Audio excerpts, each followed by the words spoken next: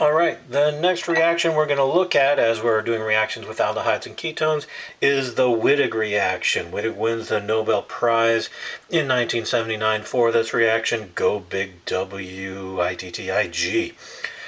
And as usual, whenever we discuss Wittig reactions, you usually draw the attention of myopic turtles. So yeah, here's one of those myopic turtles here. No, he's wearing glasses because myopic turtles really want to understand Wittig reactions. They're not quite sure what's going on, and like all turtles, really want to learn chemistry.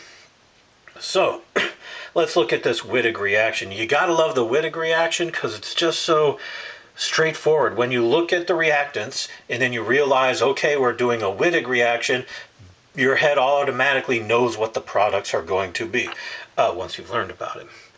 The nice thing about Wittig is we're going to take a carbonyl, a C double bond O, and convert it to C double bond C. We're going to form a carbon-carbon double bond where there was once a carbon-oxygen double bond. And the way it works is you take an aldehyde or a ketone and then you react it with a Wittig reagent. A Wittig reagent's a special molecule. It is known as an ylide, where we've got this phosphorus with a positive charge on it bonded to a carbanion next door with a lone pair.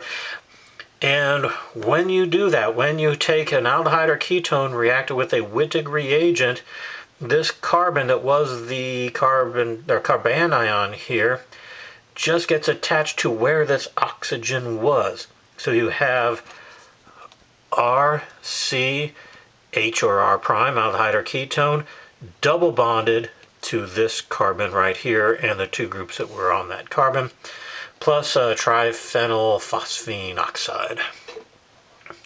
Nice example of that, if you take just this cyclic ketone, cyclohexanone here, react it with our Wittig reagent that has a carbanion with an H and a CH3, you simply take the carbonyl carbon, double bond it to this carbanion that has the H and the CH3 on it. You're done.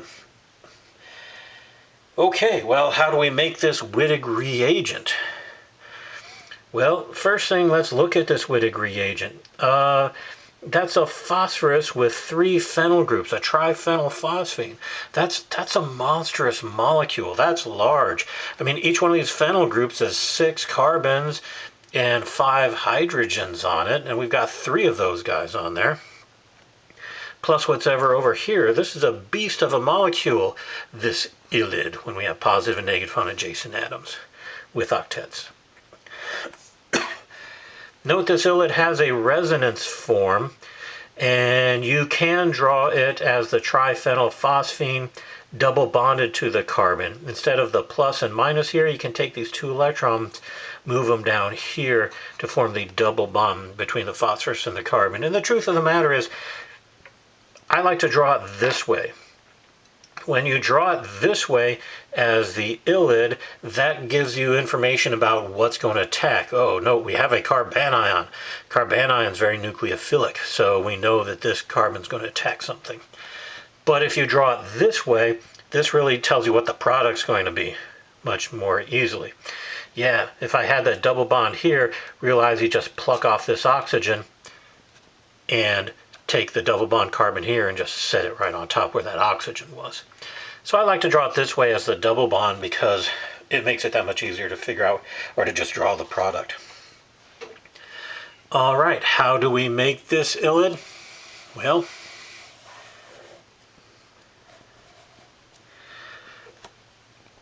you take triphenylphosphine, a fairly decent nucleophile, and react it with an alkyl halide. Alkyl halides. You ever done anything with alkyl halides before?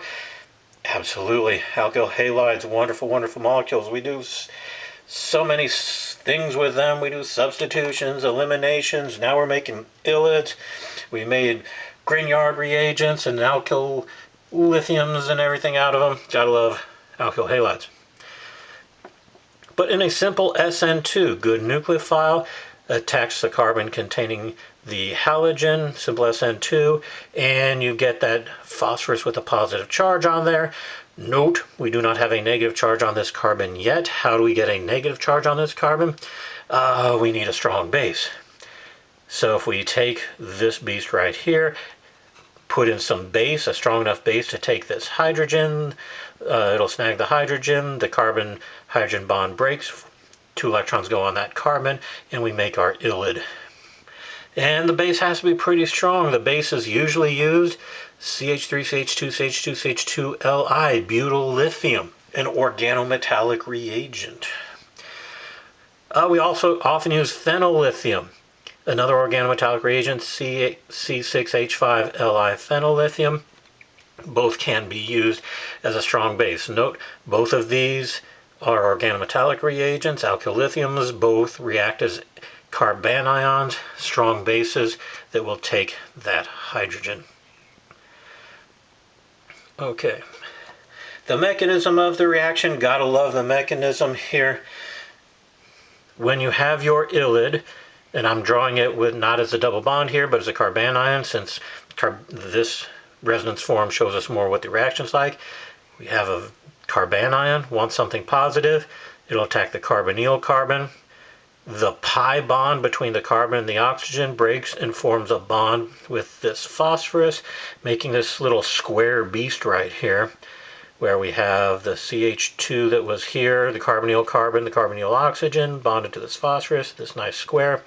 Then that square breaks up, the carbon-phosphorus single bond. Those 2 electrons form the double bond between these 2 carbons. The carbon-oxygen single bond then forms a double bond between the oxygen and the phosphorus, getting our product.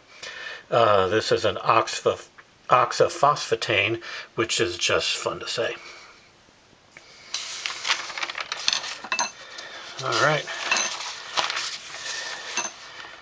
So,